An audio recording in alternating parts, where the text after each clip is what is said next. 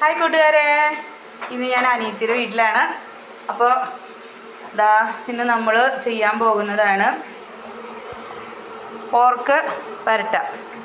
ഞായറാഴ്ചയായിട്ട് നമുക്ക് പോർക്ക് കിട്ടിയിട്ടുണ്ട്. അപ്പോൾ നമ്മളിന്ന് പോർക്ക് വരട്ടാനായിട്ടാണ് പോകുന്നത്. അപ്പോൾ അരിഞ്ഞ കഷ്ണത്തിലേക്ക് നമ്മൾ കുറച്ച് ഉപ്പ്, ആവശ്യത്തിനുള്ള ഉപ്പ്, വേപ്പില, മഞ്ഞൾപ്പൊടി, മുളക് പൊടി എന്നിവ കുറച്ച് എണ്ണയും ചേർത്ത് നന്നായി ഞരടി ഒന്ന് നന്നായിട്ട് ആ മസാല ഒന്ന് പിടിച്ചിട്ട് കുറച്ച് വെള്ളം ഒഴിച്ചിട്ട് വേവിക്കാൻ വയ്ക്കുക.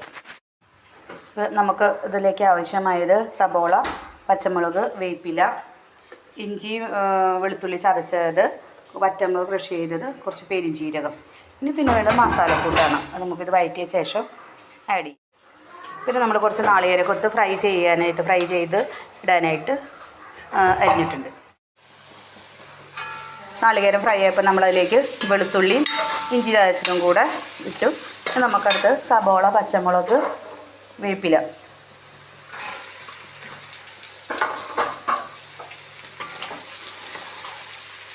നന്നായിട്ട് വഴറ്റുക.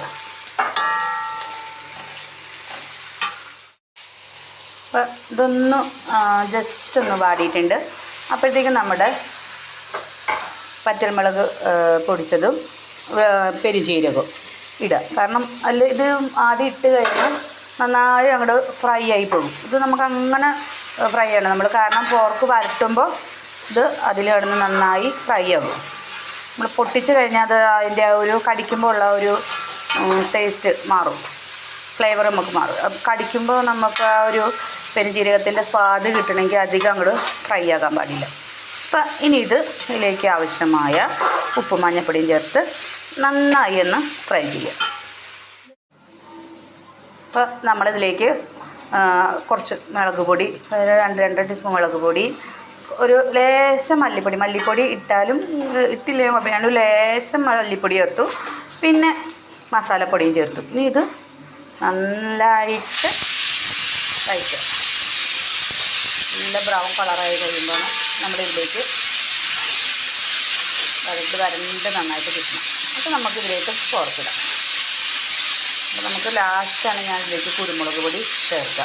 നന്നായി പോർക്കിട്ട് ഒന്ന് വരട്ടിയ ശേഷമാണ്, പോർക്കിൻ്റെ വെള്ളമൊക്കെ വലിയ ശേഷമാണ് ഞാൻ കുരുമുളക് പൊടി ചേർക്കുക. കുരുമുളക് പൊടിയാണ് ഇതിൽ ഹൈലൈറ്റ്. അതുകൊണ്ടാണ് ഞാൻ മുളക് പൊടി കുറച്ചത്. അപ്പോൾ നമ്മുടെ മസാലയൊക്കെ നന്നായി വഴണ്ടി വന്നിട്ടുണ്ട്. അപ്പോൾ നമ്മളതിലേക്ക് പോർക്കിട്ട് നന്നായിട്ട് ഇളക്കി വീണ്ടും പോർക്കിലെ വെള്ളം വലിയണോടെ വരെ ഇട്ട് ഇളക്കി നന്നായിട്ട് ഫ്രൈ ആക്കുക.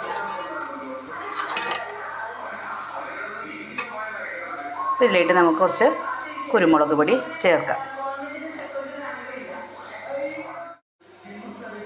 കുരുമുളക് പൊടിയും മസാലയും വേപ്പിലയിട്ടിട്ട് നന്നായിട്ട് ഇളക്കി വരട്ടുക.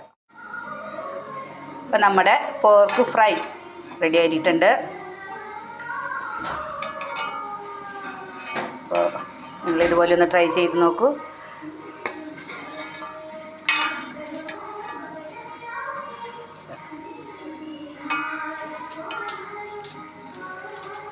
നല്ല നാളികേരക്കൊത്തിനൊക്കെ നല്ല ടേസ്റ്റാകും. ഇതിൻ്റെ നെയ്യൊക്കെ ചെല്ലുമ്പോൾ നല്ല ടേസ്റ്റാകും.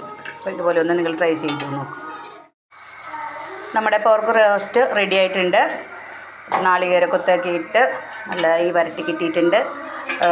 നിങ്ങളും ഒന്ന് ട്രൈ ചെയ്യുക. ഇഷ്ടമായെങ്കിൽ കമൻ്റ് ഇടുക, ലൈക്ക്, സബ് മറക്കാതെ ചെയ്യണേ.